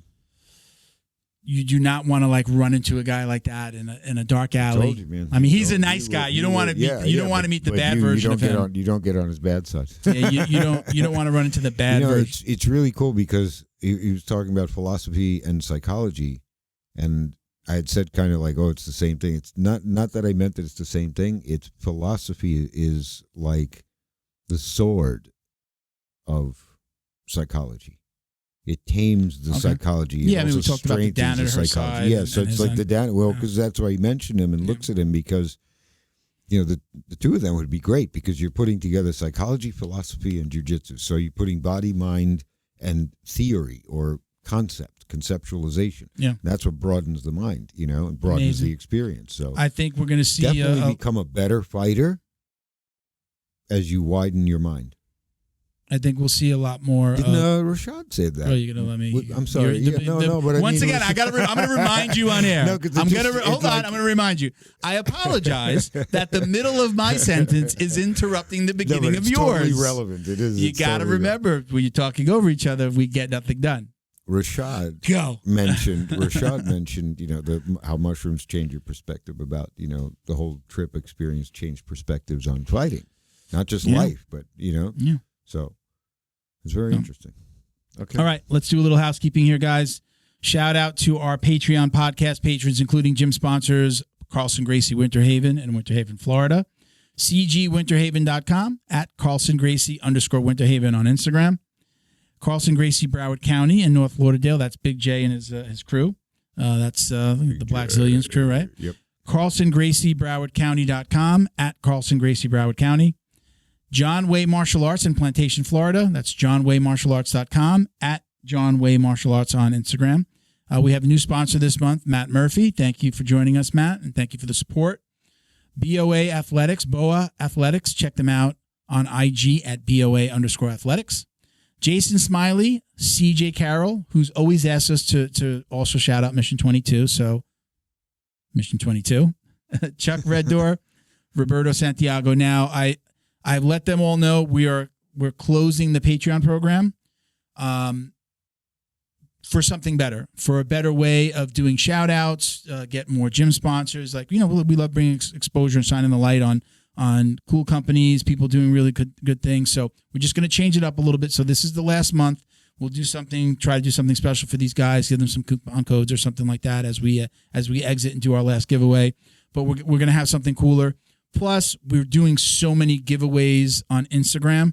We have a giveaway going for the BJJ Box right now. So we're giving away, or BJJ Box is giving away 2 VIP boxes. Nutrizone is going to do something right after that. We'll talk to Manscaped about doing something, but there's nothing on the schedule just yet. But even our own sponsors are going to be doing stuff away as we grow and our sponsors are doing more. There's a lot of cool things that we can do, and we're going to try to incorporate some of those Patreon patrons as well. All right. Cool. So I'm at Uncle Milty BJJ on Instagram. I also monitor and manage the at Jiu Jitsu, the podcast handle at Jiu Jitsu Dummies. Miguel, you got anything? No? All right. Bo, you want to give me your handle? At BADWERKS. I just heard that. No. You're doing the mini Miguel in the seat. At JJD _DJJ69, because I like to make things difficult and funny in my mind. But he's gonna hate me when he sees that. Remember, DM him with your ideas. Yeah, for his handle. we're trying to get Miguel to change his IG handle to something more related to the show. So DM him with an idea. I know. In some way, shape, or form, this is going to come back to bite me in the ass. It's his handle. It's his Instagram. I said, you should make it something a little bit more related to the show. BJJ. It's gonna bite me in the ass. I know it, but he's doing it, and he's going to give away he was talking about giving away a whole bunch of stuff to the winner, right? To the winning name that he changes he's to. Talking shit. All right, so listen to the last episode, and at the end of the episode, he talks about what he's going to give away. It was like a rash guard, this, that, keychain, blah, blah, blah, everything that we have on the store. So, go, bro. Listen, thank you, everybody, for all the support. Listen, please support our sponsors, Manscaped, Neutral Zone, BJJ Box. We can't do this without them. Your support is incredible. So I'm going to drop this in here for the first time before we let everybody go. So what we're trying to figure out is how we're going to do. I think we just talked it out before we came on again. Is you show me proof that you have purchased one of our sponsors' products.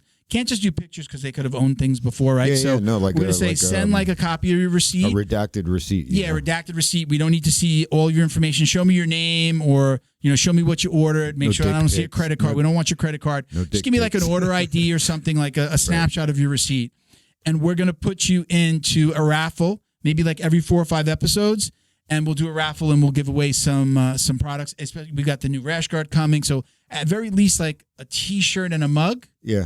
But maybe the rash guard once it gets printed. Man, it's always cool to win something. It's always cool to win something. So if you support our sponsors, we're going to give back to you guys as well. So yeah, exactly. It's for a good cause, so we can keep eating. Yeah, good cause. Us. Us.